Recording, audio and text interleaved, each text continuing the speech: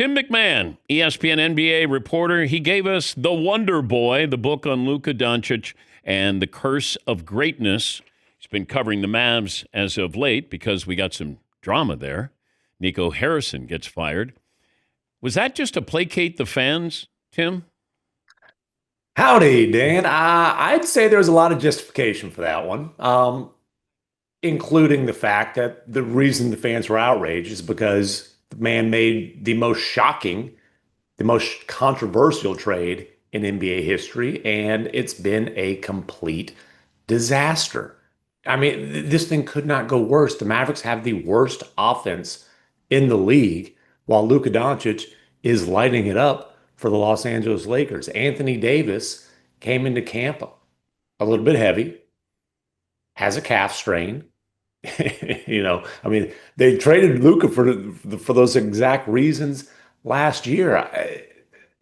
Honestly, it was just a horrendous case of general manager malpractice, and it reached a point where there was no justification of Nico Harrison continuing to be the general manager of the Mavericks. It was only doing harm.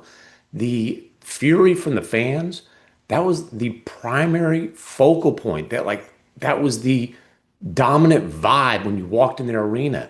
The players felt like they had a home court disadvantage. One player said it feels like our fans don't want us to win. And he was right because the fans wanted them to lose so Nico would get gone. And so it's a complete mess.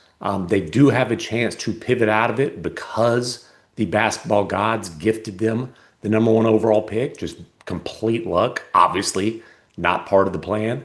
But it's going to take a lot of winning in the margins and a lot of smart moves to be able to build a sustainable contender around Cooper Flag. But that has to be the priority now, not trying to contend in this 3 to 4 year window Nico Harrison thought he created. Okay, but I can blame Nico Harrison, but doesn't ownership have to sign off on this trade as well?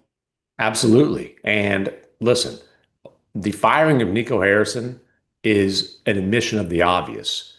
The Mavericks made a colossal mistake when they traded Luka Doncic, and not just that they traded him, but that the way they went about it. You don't trade a five-time first-team All-NBA selection entering his prime, fresh off a finals appearance, and I could put a period there. But you don't trade that guy, especially as a pocket listing. Like, hey, top secret. No, we're not gonna create the biggest bidding war in NBA history. And so Patrick Dumont allowed Nico Harrison to be the one basketball voice in his ear. He got bamboozled. Oh my gosh, Nico Harrison took us to the finals. That's what he thought. No, dude. Luka Doncic took you to the finals. Yes, there were some moves to put some pieces around him, but come on. And it was new owner syndrome, just a complete disaster.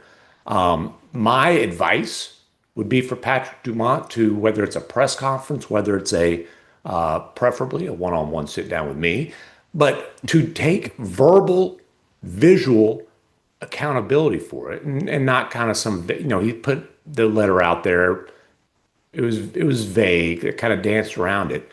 But what I would tell you is, yeah, it's also on Patrick Dumont, absolutely. And he was less than a year into being an NBA governor. He was listening to one person only, which is not the way to go about doing business.